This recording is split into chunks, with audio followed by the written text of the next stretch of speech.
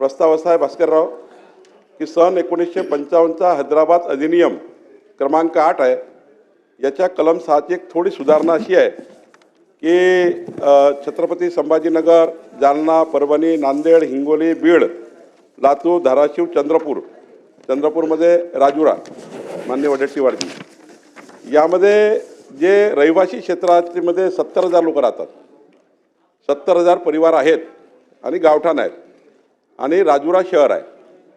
या शहर सर्व वर्ग 2 आणि या ठिकाणी मदसमाज जमिनी दाखवल्या आहे. आता कायदा तर आपण केला, पण हे गावठाणे जे आहेत, ज्यामध्ये मी जिल्ह्याचं वाचन केलं, 70,000 परिवार असे आहेत जे ह्या गावठाणामध्ये आहेत आणि राजुरा शहर आहे नगरपालिका. आता याचं वर्ग 2 आणि जमिनी या जुन्याच नावाने राहिलेल्या आहेत, त्या वर्ग 1 करून देणे. त्यांचे घरं, त्यांचे जे घरं 400-400 वर्षापूर्वीचे जुने गावठाण आहेत, त्यांचे घरं त्यांच्या नावाने होत नाही आहे या कायद्याच्या अडचणीमुळं. आणि त्यामुळं आता ही जे सुधारणा आणतो आहे, यामध्ये 70,000 परिवारांना त्यांच्या नावाने घरं होणार आहेत. आणि त्याच्यामध्ये जे भोगवटदार वर्ग 2 दाखवलेला आहे या गावठाणांना आणि या शहराला, याला 1 करणे आणि निवासी प्रयोजन त्याचं करून देणे, याकरता आपण 3 बाबी म्हणतो आहे. त्यांच्याकडे जुनं विक्री खत आहे, कुणाकडे त्या ठिकाणी बक्षीसपत्र आहे, कुणाकडे भाडेपट्टा आहे, पण क्लास 2 आहे, क्लास 1 नाही आहे. 400-400 वर्षापूर्वीचे गावठाण आहेत.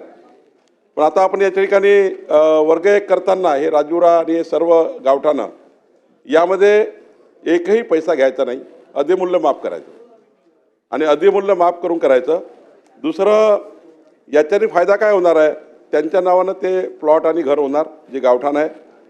त्यानंतर त्यांना स्थानिक प्राधिकरणाकडनं नवीन बांधकाम करायचं असेल घराचं, त्यांना आता परवानगी देता येईल.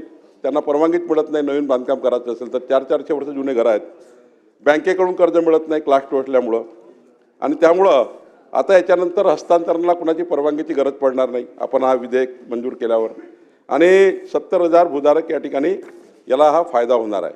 यामध्ये आपण एक पुन्हा जे आत्ता नाही आहे ते आणण्याचा प्रयत्न करतो आहे. सकाळी माझ्या लक्षात आलं की फक्त विक्रीपत्र असेल, फक्त बक्षीसपत्र असेल, फक्त भाडेपट्टा असेल त्यांचंच होईल, बाकीचं काय. पण आता आपण याच्यामध्ये ॲड करतो आत्ता आपल्या परवानगीने सर्व सभागृहाच्या, जर त्यांच्याकडे जर ग्रामपंचायतमध्ये 8मध्ये नोंद असेल आणि नगरपालिकेच्या डॉक्युमेंटमध्ये जर नोंद असेल तरी त्यांचं क्लास 1 करून द्यावं, अशी एक पुन्हा याच्यामध्ये मी ॲडिशन आता करण्याचा प्रयत्न करतो आहे. सभागृहाने या छोट्याशा सुधारणेला मान्यता द्यावी. देश विदेशातील प्रत्येक घडामोडींचे लाईव्ह अपडेट मिळवण्यासाठी आता साम टीव्हीच्या सर्व सोशल मीडिया प्लॅटफॉर्मला लाईक, फॉलो आणि सबस्क्राईब करा. तसंच सर्व नोटिफिकेशनसाठी बेल आयकॉन प्रेस करायला विसरू नका.